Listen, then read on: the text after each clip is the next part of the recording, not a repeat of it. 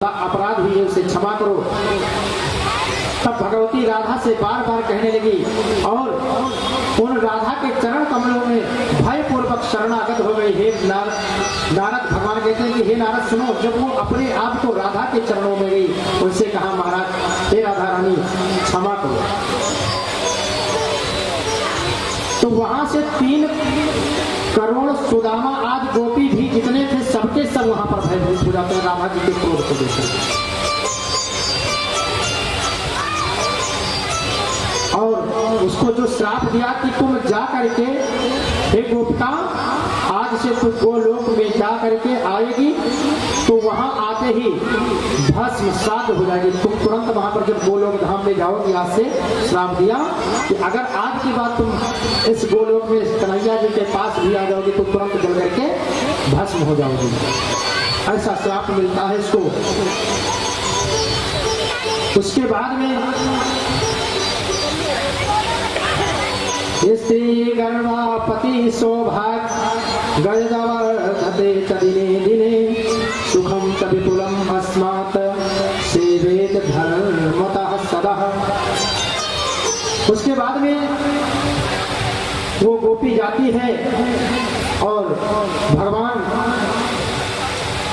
के द्वारा जो उसको नियम बताया जाता है उस नियम का पालन किया और उस नियम के पालन को करने के बाद वही गोपिका आकर के देवी दक्षिणा के रूप में जन्म लेती है, पड़ता है दक्षिणा।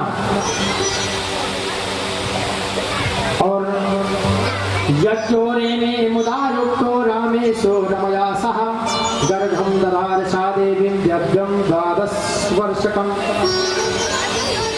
दक्षिणा का विवाह यज्ञ नारायण भगवान के साथ में हो जाता है। इसके साथ में यज्ञ नारायण भगवान के साथ में उनका विवाह हुआ और उसके पश्चात कुछ समय जब व्यतीत होता है तो वो अपने पति के साथ आनंदित होती है और उनको एक पुत्र होता है जिसका नाम है फल। क्यों? जैसे जब हम यज्ञ करते हैं ना और यज्ञ में दक्षिणा जाती है तब जब दोनों का समागम होता है तो जो उससे फल होता है वही तो हमारी कामना है। जैसे हम पूजा पाठ की ना तो उसमें जो हमारी एक कामना रहती है कि हे भगवान हमारे घर में संतान नहीं है, संतान दे दीजिए। तो संतान रूपी फल जब यज्ञ और दक्षिणा का समागम होता है तो उससे जो फल मिलता है वही हमारी कामना होती है। प्रेम से बोलो श्री यज्ञ नारायण भगवान की। इस तरह से यज्ञ के बारे में बताया। कहा यज्ञ और दक्षिणा से जो होने वाला फल है ना, अगर कहीं यज्ञ करने के बाद में दक्षिणा ना दिया जाए, जैसे कोई पूजा पाठ आप करवाएं, ध्यान दीजिएगा आप। मान लीजिए घर में आपने कोई व्रत किया या पूजन किया या उद्यापन किया तो कई बार बहुत से लोग हैं कहते हैं दक्षिणा कब दे देंगे पंडित जी को। ध्यान रखना कि जीवन में कभी 1 सेकंड के लिए ब्राह्मण की दक्षिणा रोकना मत। अगर रोकते हैं आप ना तो उसकी जो उसका परिणाम है अच्छा नहीं होता। ये हम नहीं कह रहे हैं, शास्त्र में लिखा है, देवी ठाकुर कह रही है। कहते हैं कि तथास्तु यज्ञो दक्षिणया सार्धं पुत्रेण च फलेन च कर्मणा फलदाता चेतद्देव भेद विदो विदु। ऐसा वेदों में लिखा है कि जब हम यज्ञ करते हैं और यज्ञ के बाद में जब हम दक्षिणा देते हैं तो जो फल मिलता है वही हमारा कामना है। लोग कहते नहीं है भैया पूजा करवा लेकिन कोई हमें फल नहीं मिला। तो जब आप यज्ञ को ढंग से संपन्न करेंगे, पूजन को ढंग से संपन्न करेंगे तब ही तो उसका फल मिलेगा। और क्या कहते आगे कि यज्ञश्च दक्षिणां प्रापे पुत्रं ता फलं फलदायकं फलं ददौ च सर्वे सर्वेभ्यः कर्मणा चैव नारद। हे नारद, अगर दक्षिणा देने के बाद में यानी यज्ञ करने के बाद में दक्षिणा ना दिया जाए तो उससे कोई मनोरथ उसका पूर्ण नहीं होगा, कोई फल नहीं होगा। इसलिए दक्षिणा दे देना चाहिए। कैसे? कृत्वा कर्मं च कर्ता च पूर्णं दद्याश्च दक्षिणा तत्क्षणं फलमवाप्नोति वेदकृतमिदं मुनैः। कहा कि उस दक्षिणा का फल तत्क्षण दे देना चाहिए उसी समय। और जैसे आप दक्षिणा देंगे तो तुरंत उसका फल आपको मिलना प्रारंभ हो जाएगा। और अगर भूल से कहीं आपने दक्षिणा नहीं दिया या कुछ देर लगा दिया तो जानते हो उसका क्या परिणाम होगा? कर्मी कर्माणि पूर्णे चा तत्क्षणे यदि दक्षिणा, यानी जो व्यक्ति पूजन करवाया यानी अपने कर्म को करवाया है, कोई पूजा पाठ या यज्ञ, कर्मी कर्मणि पूर्णे चा, यानी वो काम पूर्ण हो जाने के तुरंत बाद पहले दक्षिणा दे करके प्रणाम करना चाहिए। ना दद्यात् ब्राह्मणेभ्यश्च दैवतेना ज्ञानहतो अथवा, मान लीजिए तुरंत नहीं दक्षिणा दिया तो जानते हो क्या होगा? अगर एक मुहूर्त व्यतीत हो गया ना तो आपको वो दक्षिणा 2 गुना देना चाहिए। एक मुहूर्त का मतलब जानते हैं? 2 घड़ी, मतलब जिसे एक लगन होती है 2.25 घंटे की, अगर एक मुहूर्त व्यतीत होता है तो आपको दुगना दक्षिणा देना चाहिए। मुहूर्ते समतीते तो द्विगुणम सा भवेत् ध्रुवम, अगर एक मुहूर्त बीत गया तो 2 गुना दक्षिणा दीजिए। और एक रात्रे व्यतीते तो भवेत् शतगुणम सचा, और अगर कहीं एक रात आपने ब्राह्मण की दक्षिणा रोक लिया नहीं दिया तो उसका 100 गुना आपको दक्षिणा देना पड़ेगा। मतलब ब्राह्मणों की दक्षिणा का जो ब्याज है बहुत तगड़ा है, इसलिए जो अपने पास हो तुरंत, कोई जरूरी नहीं है जो 10, 20, 100, 50 हो दो और हाथ जोड़ो महाराज जी दक्षिणा हमने आपको दिया। प्रेम से बोलो जय श्री कृष्ण। और उसके बाद में जानते हो क्या कहते हैं? एक रात्रि में वो 100 गुना हो जाता है, और कहीं अगर 3 रात्रि व्यतीत हो गया तो कितना दक्षिणा देना पड़ेगा? त्रिराते तत् गुणा सप्ताहे द्विगुणा तथा। कहा अगर 3 रात्रि व्यतीत होती है तो फिर आपको उसकी दक्षिणा जो है 200 गुनी देना पड़ेगा। और अगर 1 माह व्यतीत होता है तो फिर आपको 1 लाख गुनी दक्षिणा देंगे, तब उसके पाप से आपको छुटकारा मिलेगा। ध्यान दीजिए। और लिखा है कि संवत्सरे व्यतीते तु सा त्रिकोटि गुण भवेत, अगर 1 संवत्सर यानी पूरा वर्ष व्यतीत हो गया ना तो 3 करोड़ गुनी दक्षिणा देना पड़ेगा। कौन दे पाएगा? इतना कोई दे पाएगा क्या? नहीं। इसलिए तुरंत ध्यान में रखना, अगर कभी भी कोई छोटा सा भी पूजा करवाए, ऐसा भावना ना है कि पंडित जी कहीं अपने फायदे में तो नहीं बता रहे, शास्त्र भी है, इसलिए कथा आप श्रवण कर रहे हैं ना तो बताना हमारा फर्ज है। हम ये नहीं चाहते हैं जो हमारी कथा को श्रवण करे और कहीं छोटी सी गलती करके और पाप का भागी बनी दे, नहीं। और उसके बाद में क्या लिखा है कि वो अगर व्यक्ति 1 वर्ष यानी 1 संवत्सर व्यतीत होता है तो उसको 3 करोड़ गुना दक्षिणा देना चाहिए। और उसके बाद में भी जानते हो क्या होगा? वो कुंभी पाक नरक में जाएगा, उसको कोई बचाने वाला नहीं है। प्रेम से बोलो जय श्री राधे। इस तरह से दक्षिणा का वर्णन करते हैं। कहते भवेद ब्रह्मा सपाहि कुंभी पाकम प्रवेद ध्रुवम। कहा उसके बाद में अगर व्यक्ति 1 वर्ष तक ब्राह्मण की दक्षिणा नहीं दिया तो चाहे जितना याचना कर लो, चाहे उसकी पूजा कर लो, कुछ भी करो, लेकिन आपको कोई क्षमा कर ही नहीं सकता। आपको कुंभी पाक नरक में जाना ही पड़ेगा। तो भगवान से यही निवेदन करना चाहिए, भैया जो हमारे पास है तो क्षमा करो ब्राह्मण देवता। और उसके बाद में कहते भवेत ब्रह्म स्वापहारे कुंभी पाकम प्रवेद ध्रुवम वर्ष लक्षम वशे तत्र यमधूतेन ताड़ितः। कुंभी पाक नरक में जाएगा व्यक्ति और उसके बाद में हजारों वर्ष तक उसको कुंभी पाक नरक में रहना पड़ेगा और उसके बाद में भी छुट्टी नहीं पाएगा। जानते हो क्या होगा? फिर यम के दूत उसको दंडित करेंगे, लाठी से मार भी पड़ेगा। क्या जरूरत है हमें ये सब करने का। तो भगवान से यही प्रार्थना करेंगे कि ठीक है, जो है सो ठीक है। प्रेम से बोलो श्री राधा रानी की। उसके बाद में 1 लाख वर्ष तक वो व्यक्ति यमदूतों के द्वारा पीटा जाता है। अब 1 वर्ष, 1 माह, 2 माह हो, देखो ये हम नहीं कह रहे हैं, ये पुराणों में वेद व्यास जी ने लिखा है। और वेद व्यास जी कोई साधारण नहीं है। व्यासाय विष्णु रूपाय, साक्षात भगवान श्री हरि का अवतार है वेद व्यास जी का। तो वेद व्यास जी ने लिखा है, इससे मतलब भगवान ने ही इसका लेखन किया है। और जो भगवान अपने मुख से या अपने हाथों से लिख करके गए हैं वो कभी निष्फल नहीं हो सकता, मिथ्या नहीं हो सकता। इसलिए हमें इन बातों पर ध्यान देना ही चाहिए। प्रेम से बोलो श्री राधा रानी की। और इतने पे भी व्यक्ति को छुट्टी नहीं मिलेगी। क्या होगा, अपने 7 पीढ़ी जो पूर्वज हैं उनको और 7 आने वाली पीढ़ियों को 14 पीढ़ियां उनकी नरक में जाती है। इतना बड़ा पाप लगता है अगर ब्राह्मण को यज्ञ करवाने के बाद तत्काल दक्षिणा ना दी जाए तो। प्रेम से बोलो श्री राधा रानी की। इस तरह से यज्ञ के बारे में जो है यज्ञ नारायण भगवान और यज्ञ की जो धर्म पत्नी है दक्षिणा, उनकी कथा को हमने श्रवण कराया।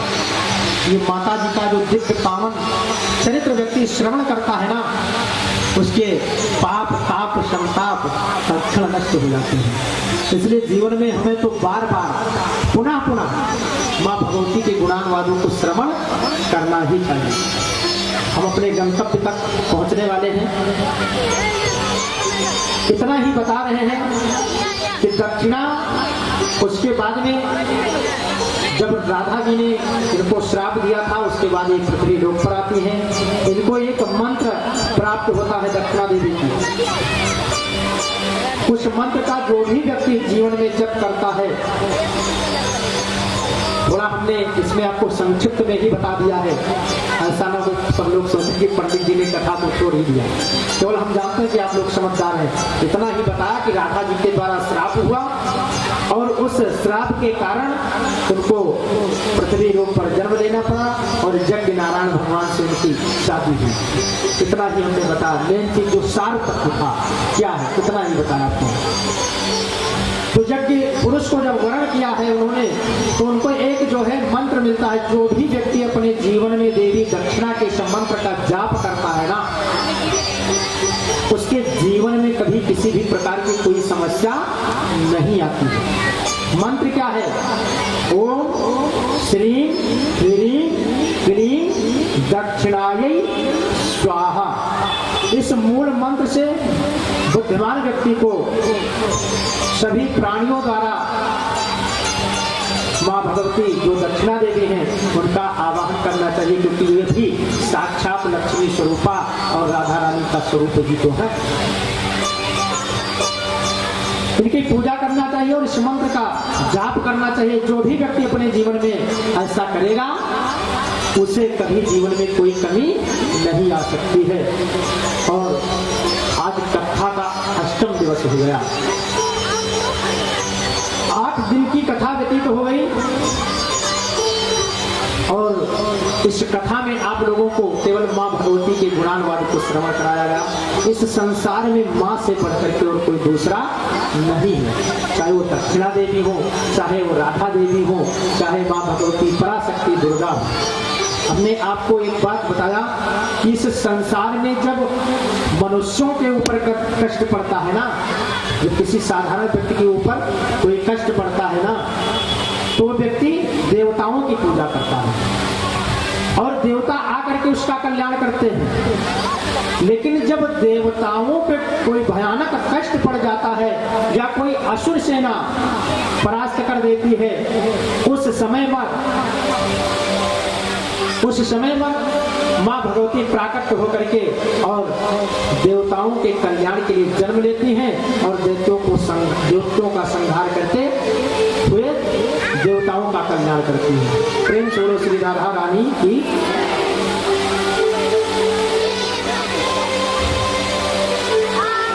इस तरह से ये कथा आप लोगों को श्रवण कराई गई और आज की वाणी को हम यहीं पर विराम देंगे। एक माता रानी का भजन सुनाएंगे, दरबार में शेरावाली के दुख दर्द मिटाए आते हैं, सुंदर भजन सुनाते हैं। और आपको कुछ बताना चाहता हूँ उससे पहले, आज आपकी ये जो नवचंडी यज्ञ थी ना, इसका अष्टम दिवस है। शेष आपको ये जो भागवत रूपी अमृत की वर्षा हो रही थी ना, एहसास किया किसी ने भागवत रूपी अमृत का रसास्वादन? कितने लोगों ने किया? अच्छा, कुछ लोग अभी नहीं किए हैं। अरे कुछ पिलाया नहीं जाएगा आपको। जो कथा श्रवण कराई जाती है ना, यही अमृत है। ये जो शब्द निकलता है ना, ये अमृत के तुल्य है। और ये शब्द, जो हमारा शब्द है ना, माँ भगवती के कृपा से जो देवी जी के बारे में हम बताते हैं, वही हमारा कोई कल्याण करने वाला है। इस कथा को हम श्रवण करें। अब आप लोग विचार कर लिए होंगे, जो लोग हाथ नहीं उठाए ना, उनको लगा होगा पंडित जी तो कथा सुना रहे हैं, बता रहे हैं भागवत रूपी अमृत का पान करना। अब अमृत का पान किया जाता है, जो कथा है ना, इसका भी पान किया जाता है। और जब सुना जाता है ना, तो जो लोग केवल सुनते हैं, उनके इस तरफ से निकलता है और इधर से सुनते हैं, इधर से निकल जाता है। वो लोग श्रवण करते हैं। और जो व्यक्ति कथा को पान करते हैं ना, उसको इस कान से ले जाते हैं और सीधे हृदय में उतार लेते हैं। उसी को कहते हैं पान करना। तो श्रीमद् देवी भागवत रूपी अमृत का रसास्वादन किया है आप लोगों ने। इसका अष्टम दिवस व्यतीत हुआ। 8 दिन की ये कथा आप लोगों को अमृत के तुल्य कथा का पान कराया गया। अब इतने में अगर हम लोग इस संसार में आने के बाद और विधिवत तरीका से माँ की भक्ति न कर पाए, माँ भगवती के गुणानुवाद को ना गा पाए, इतनी बड़ी सौभाग्य प्राप्त होने के बाद। अच्छा, अभी आप किसी एक लोगों को, मैं नहीं कहता हूँ, सभी लोग बहुत हैं, सबको भगवान ने बहुत कुछ दिया है, लेकिन हम लोगों को अगर ये कथा अकेले करना हो ना, तो बहुत बड़ी हो जाएगी। बहुत से ऐसे लोग हैं जो नहीं सक्षम हैं, और जिसको भगवान देते हैं वो करते भी हैं। तो अष्टम दिवस में सामूहिक रूप से एक कथा का आयोजन किया गया। क्यों? क्योंकि माता रानी की प्रेरणा हुई और हमारे मन में भी ऐसा भाव उत्पन्न हुआ कि अगली बार हम श्रीमद् कथा को श्रवण कराए थे, तो अब की बार राधा रानी के गुणानुवादों को श्रवण कराना चाहिए। अन्यथा कहीं माता जी रूठ गई तो बड़ी समस्या हो जाएगी, है ना? क्योंकि हम शक्ति और ब्रह्म में भेद नहीं देखते। वही शक्ति है, वही ब्रह्म है, वही भगवान नारायण है, वही हमारी राधा रानी है, वही हमारे श्री श्याम सुंदर है, वही हमारे विष्णु है, वही हमारे लक्ष्मी है। हम दोनों ये जो है देवता भगवान हरि सब एक के पूरक है। शक्ति के बिना ब्रह्म अधूरा और ब्रह्म के बिना शक्ति अधूरी है। इसलिए हमें माँ भगवती के भी गुणानुवादों को श्रवण करना चाहिए। और इस 9 दिन में आप लोगों ने बड़े सुंदर तरीका से, बड़े ढंग से कथा को श्रवण किया है, जिसके लिए हम धर्म मंच से आप लोगों के ऊपर बहुत बहुत आभार व्यक्त करता हूँ, बहुत बहुत साधुवाद धन्यवाद देना चाहता हूँ। क्यों? क्योंकि अगर कथा चाहे जितना सुंदर होती हो, लेकिन अगर श्रोता आपस में कानाफूसी करेंगे ना, तो आप लोगों को हो सकता है लगता हो कि पंडित जी देख नहीं रहे, लेकिन हमारा सीधा दृष्टि सबके ऊपर पहुंचती है जितने लोग। और जैसे हम किसी को बात करते देखते हैं ना, तो कई बार कथा में हमारा मन भटक जाता है। इसलिए कथा में कभी भी बातचीत नहीं करना चाहिए। एक बात और बताऊं, शास्त्र विधि है जो, अगर कोई व्यक्ति कथा में या पूजन में व्यवधान डालता है, अगर आप किसी से बातचीत किया ना, हमारा मन उधर गया, दिमाग वहां पे पहुंच गई कहीं, तो कथा में तो व्यवधान है। और हम श्रवण नहीं कर रहे हैं, दूसरे को भी परेशान कर रहे हैं, सुनने नहीं दे रहे हैं, ये भी व्यवधान है। तो सुन लीजिए, अगर कोई व्यक्ति ऐसा कर्म करता है तो उस व्यक्ति को इसका बहुत बड़ा पाप लगता है। कितने चीजों में, इसी श्रीमद् देवी भागवत 1.5-20 नंबर पे लिखा हुआ है एक श्लोक, निंद्रा भंगम कथश्छेदो दंपति प्रीत भेदनम शिशु मात्र विभेदश्चा ब्रह्म हत्या समम स्मृतम, यानी कथा में बोलने से ब्रह्म हत्या के समान पाप लगता है। इसलिए कथा में बैठ करके कभी बातचीत या बार बार उठना बैठना नहीं चाहिए। कितने चीजों में निद्रा भंगम, कोई व्यक्ति घनघोर निद्रा में सो रहा हो तो अकारण बिना किसी मतलब के उसको जगाना नहीं चाहिए। नहीं तो अगर आपने बिना अकारण उसको जगा दिया तो आपको ब्रह्म हत्या के समान पाप लगेगा। निंद्रा भंगम कथश्चेदो, और कथा के बीच बीच में उठने बैठने से, चिल्लाने से, शोर मचाने से, बात करने से, कथा में व्यवधान डालने से ब्रह्म हत्या के समान पाप लगता है। दंपत्ति प्रीत भेदनम, दंपत्ति मतलब यानी जो व्यक्ति पति और पत्नी के बीच में कोई झगड़ा लगवा दे, आपस में मतभेद करवा दे, अलग करवा दे पति पत्नी को, उसको भी ब्रह्म हत्या के समान पाप लगता है। शिशु मात्र विभेदश्चा ब्रह्म हत्या समम स्मृतम, शिशु यानी कोई माँ अपने छोटे से बच्चे को अगर दूध पिला रही हो ना, तो सारा काम अगर खराब हो रहा है तो होने दो, लेकिन उस माता को कभी नहीं डिस्टर्ब करना, उसको मत परेशान करना, उसमें मत व्यवधान डालना, नहीं तो ब्रह्म हत्या के समान पाप लगेगा। शिशु मात्र विभेदश्चा ब्रह्म हत्या समम स्मृतम, जैसे कई बार होता है ना, छोटे बच्चों से माँ से लोग छुड़ा लेते हैं, ले लेते हैं, ऐसा करने से भी ब्रह्म हत्या के समान पाप लगता है। माता से उसके बेटे को नहीं अलग करना चाहिए। सो आज मुझे याद आ गया श्लोक इसी श्रीमद् देवी भागवत 1:5-20, यानी प्रथम स्कंद 5वां अध्याय 20 नंबर श्लोक 1:5-20 में लिखा हुआ है। तो जीवन में इन बातों को हमें देखते हुए सत्संग में जाना चाहिए, भागवत कथा भी श्रवण करना चाहिए। और आइए कुछ क्षण हम सब भगवान नाम कीर्तन करते हैं। बाकी अभी पंडित जी जिस नियम को बताएंगे उसका पालन आप लोगों को करना है, क्योंकि एक दिन की शेष कथा है।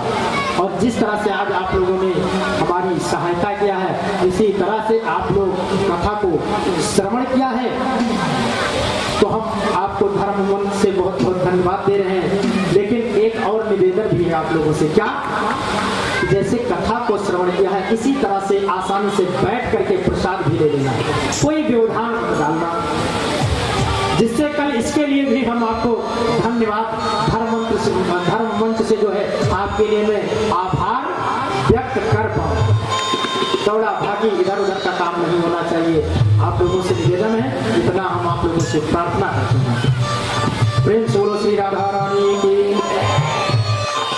आइए एक सुंदर माता रानी का भजन, उसके बाद आरती, प्रसाद वितरण, आप लोग प्रसाद को ग्रहण करके अपने घर को जाएं। प्रेम से बोलो शेरा वाली मैया की, मुरलिया वाले की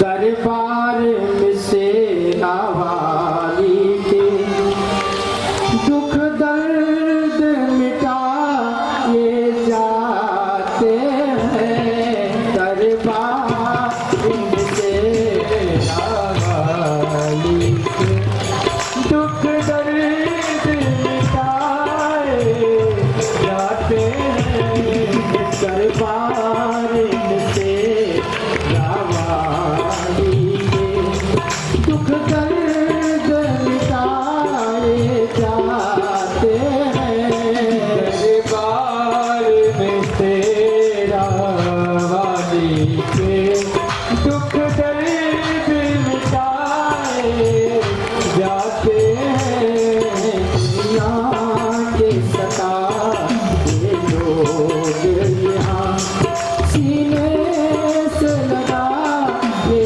जाते हैं, दुनिया के सताए लोग यहाँ सीने से लगाए जाते हैं।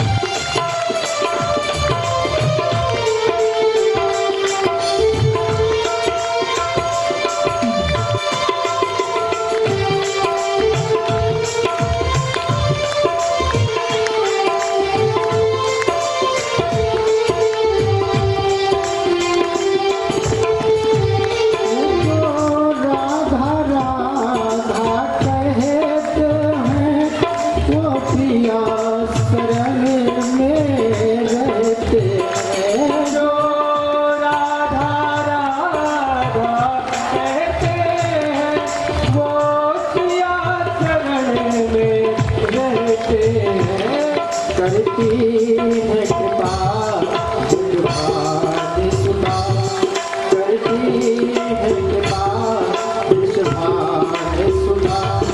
वो महल बुला के जाते हैं, परिवार से रावाली के दुख दर्द मिटाए जाते हैं, परिवार से रावाली के दुख दर्द मिटाए जाते हैं, परिवार मेरा रानी के दुख दर्द मिटाए जाते हैं, परिवार तेरा वाली के दुख दर्द मिटाए जाते हैं। दुनिया के सजाए लोग यहाँ सीने से लगाए जाते हैं, दुनिया के सजाए लोग यहाँ सीने से लगाए जाते हैं, दुनिया के सजाए लोग यहाँ सीने से लगाए जाते हैं। प्रेम सुनो श्री शेरावाली मैया की, प्रेम सुनो श्री राधा रानी की, श्री हनुमान जी महाराज की। बोलो नमः पार्वती पतये हर हर महादेव।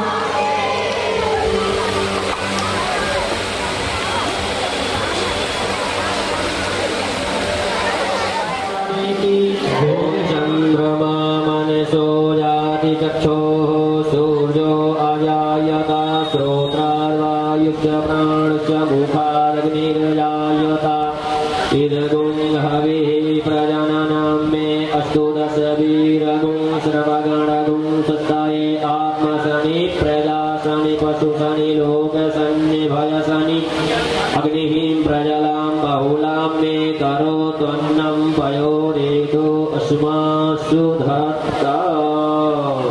प्रेम सुनो श्री भागवत भगवान की, श्री भागवत भगवान की है आरती, पापियों को पाप से है आरती। श्री भागवत भगवान की है आरती, पापियों को पाप से है आरती। श्री भागवत भगवान की है आरती, पापियों को पाप से है आरती। श्री भागवत भगवान की है आरती, पापियों को पाप से है आरती। ये अमर ग्रंथ भगवंत बोलो, ये अमर ग्रंथ ये मुक्ति पंथ ये पंचम वेद निराला, नव ज्योति जलाने वाला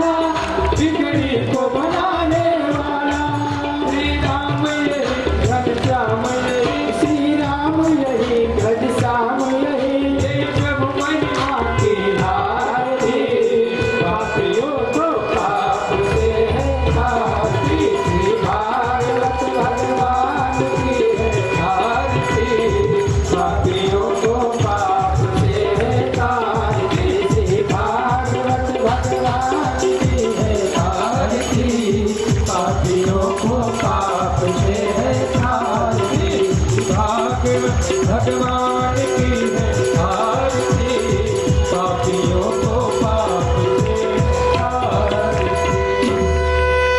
अम्बे तो है जगदम्बे काली जय दुर्गे खप्पर वाली तेरे ही गुण गावे भारती ओ मैया हम सब उतारे तेरे आरती अम्बे तो है जगदम्बे काली जय दुर्गे खप्पर वाली तेरे ही गुण गाए भारती मैया हम सब उतारे तेरी आरती माता तेरे भक्त जनों पर भीड़ पड़ी है भारी मैया भीड़ पड़ी है भारी दानों दल पर टूट पड़ो माता के सिंह सवारी सौ सौ सिंहों से जो बलशाली अष्ट भुजाओं वाली नैया पारे से वो बाहर की वो मैया हम सब उतारे तेरी आरती अम्बे तो है जगदम्बे काली जय दुर्गे खप्पर वाली तेरे ही गुण गाए भारती ओ मैया हम सब उतारे तेरी आरती माँ बेटे का है इस जग में करार निर्मल दाता मैया करार निर्मल दाता पोत कपोत सुने है करना माता सुने पुराना सब पर बिगड़ी कराने वाली करुणा दर्शाने वाली अमियों के जाने वाली दुखियों के दुख लेने वाली ओ मैया हम सब उतारे तेरी आरती अम्बे तू है जगदम्बे काली जय दुर्गे खप्पर वाली तेरे ही गुण गावे भारती ओ मैया हम सब उतारे तेरी आरती नहीं मांगते धन और दौलत ना चांदी ना सोना मैया ना चांदी ना सोना हम तो मांगे तेरे मन का एक छोटा सा सोना सबकी बिगड़े बनाने वाली लाज बचाने वाली सतियों के सत्य को समाए थी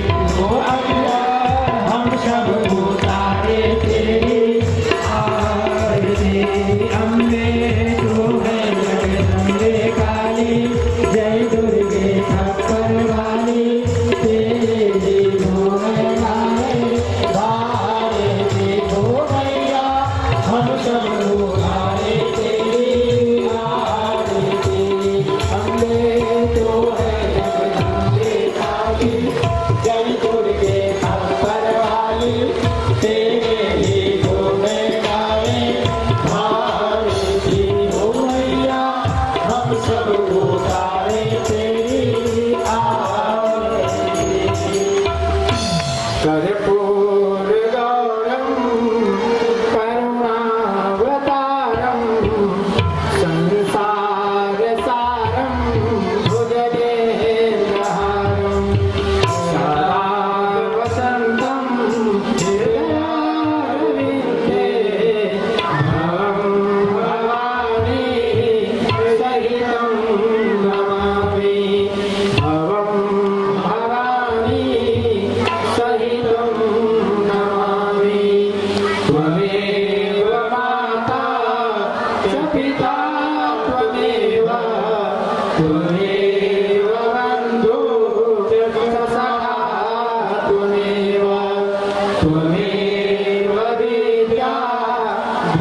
नारायणं त्वमेव त्वमेव सर्वं मम देवा त्वमेव सर्वं मम देवा कायेन वाचा मनसेन्द्रियैर्वा बुद्ध्यात्मना नश्रितो स्वभावात् करोमि यद् यत् सकलं परस्मै नारायणेति समर्पयेत्। प्रेम से बोलो श्री विष्णु भगवान की दुर्गे मैया की अनंत परमंत हरवंत लाल की। आप सभी लोग अपने स्थान पर बैठ जाएं। आप सभी लोग अपने स्थान पर बैठ जाएं और आरती का दर्शन करें। ओम शीतली त्वं जगन्माता शीतली त्वं जगत्पिता शीतली त्वं जगद्धात्री शीतलाय नमो नमः।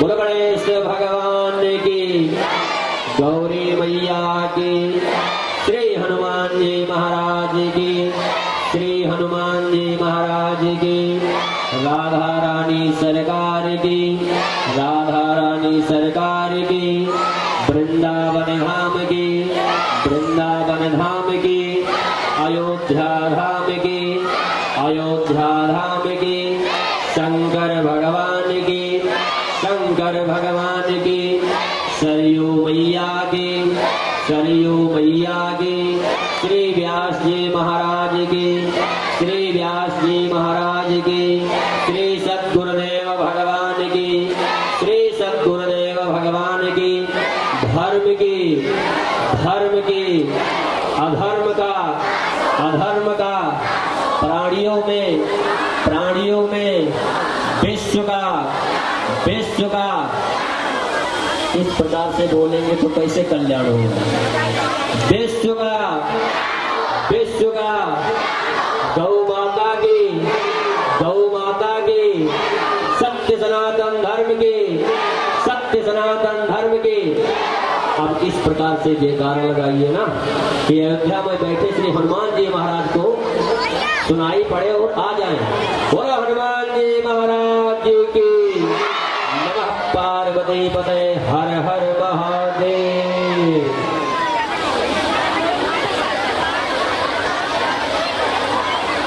बोलिए दुर्गे मैया की। आप लोग बहुत ही भाग्यशाली हैं जो कि श्री धाम अयोध्या से पधारे हुए परम पूज्य आचार्य श्री रविंद्र शुक्ल जी महाराज से के मुख से श्रीमद् देवी भागवत की कथा श्रवण करते हुए आज आपका 8 दिवस बीत गया।